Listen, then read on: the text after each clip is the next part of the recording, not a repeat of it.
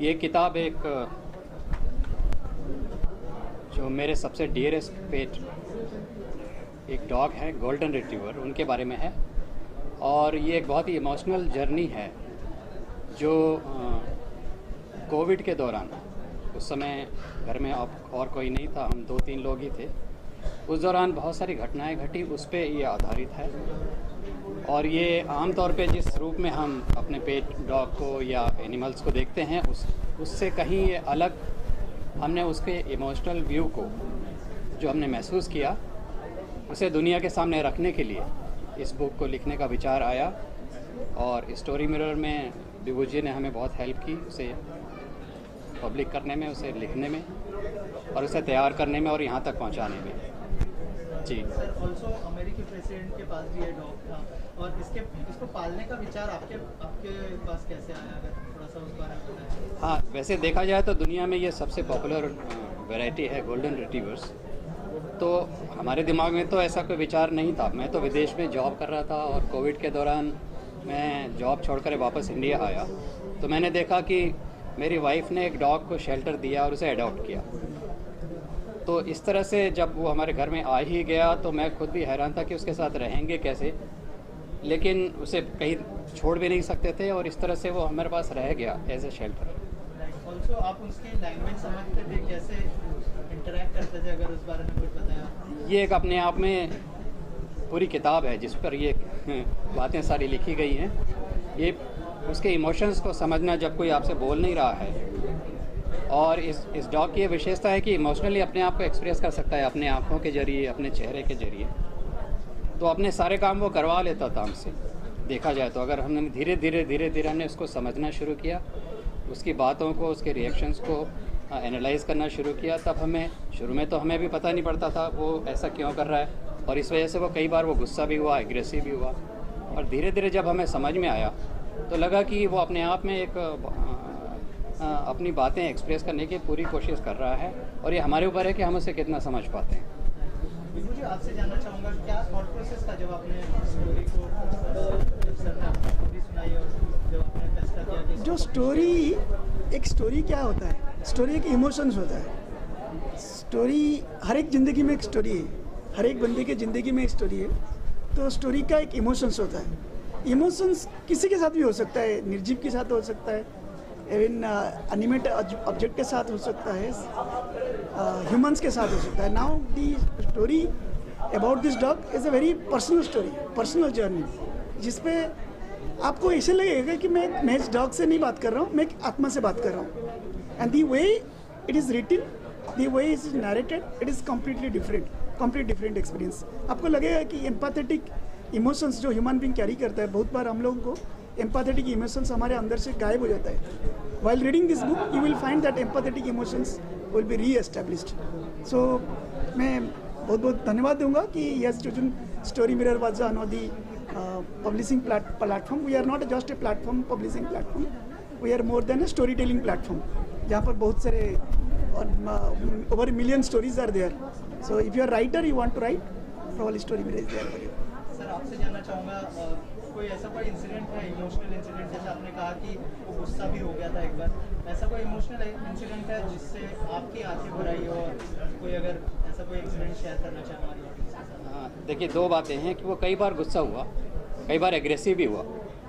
अब हमने इस तरह से उसे देखा कि आपके घर में कोई मेंबर है, उसे अगर गुस्सा आ रहा है तो आप उसके साथ कैसा बिहेव करेंगे। लेकिन चूंकि अगर पेट डॉग है तो आप क्या करते हैं, खिलौने समझ के उसको लेके आते हैं और कुछ गलती करता है तो उसे बाहर फेंक देते हैं या मार देते हैं।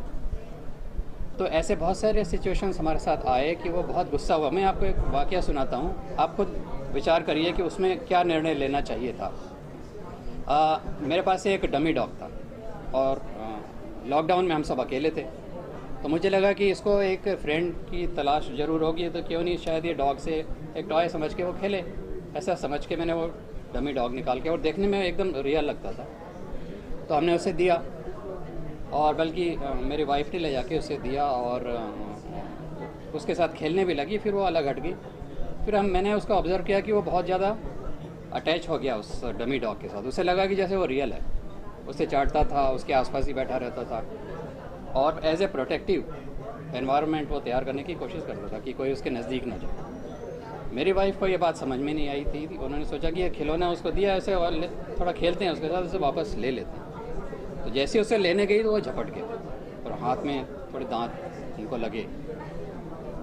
तो अगर वो चाहता तो काट सकता था, उसके जबड़े इतने ख़तरनाक थे कि पूरा हाथ वो चबा के तोड़ के बाहर निकाल सकता था, लेकिन उसने केवल दांत लगाए बताने के लिए कि हाथ मत लगाना, ये मेरा है।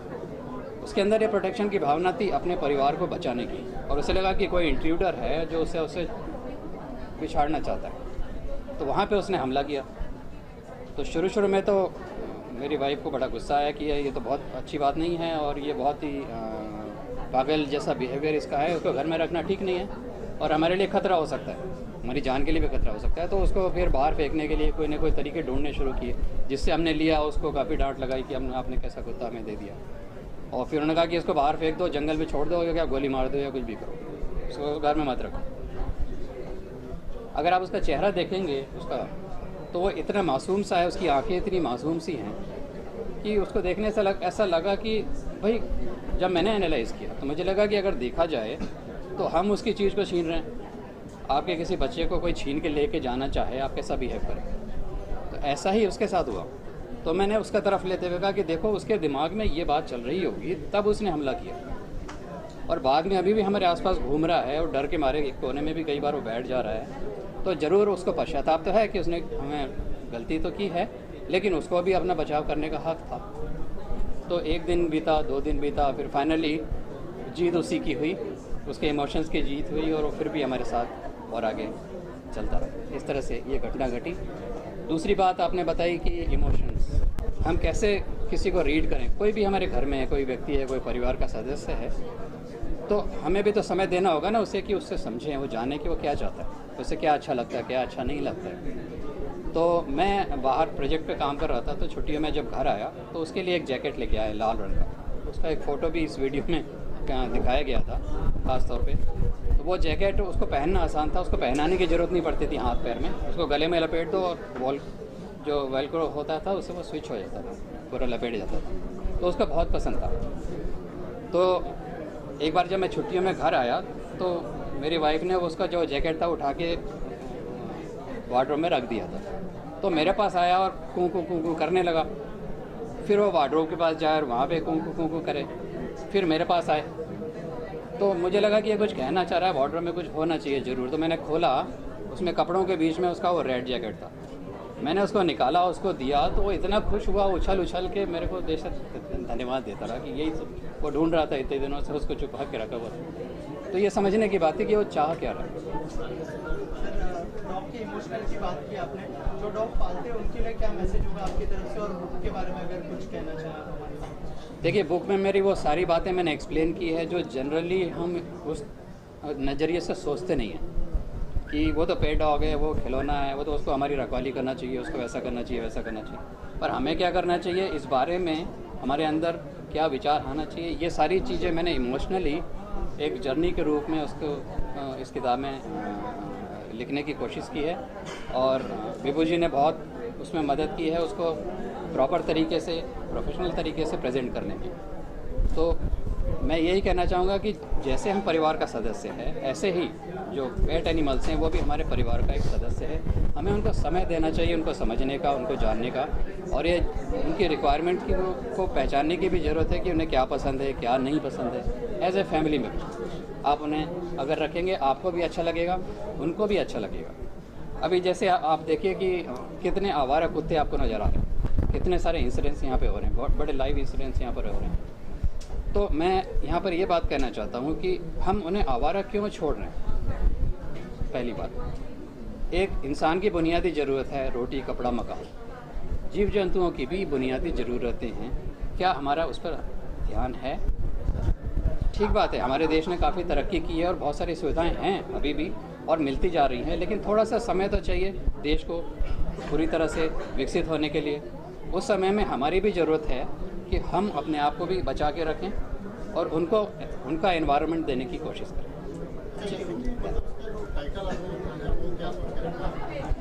हाँ, जो है स्टॉर्म ऑफ हिज ओन, अपने आप में एक तूफ़ान था। देखो, मुझे कई डॉक्टर्स ने बताया कि गोल्डन रिट्रीवर कभी भी एग्रेसिव नहीं हो सकते, इम्पॉसिबल है, लेकिन वो एग्रेसिव था। तो अपने आप में एक तूफ़ान था कि वो उसके एग्रेसिवनेस के थ्रू वो अपने एक्सप्रेशन को एक्सप्रेस करता था। जी, इसका ट्रांसलेशन हम करेंगे, सर से हमारी चर्चा हुई है, और भाषाओं में भी ट्रांसलेशन इसका करेंगे ताकि हर व्यक्ति तक ये बात पहुँचे और इस बात को वो समझे।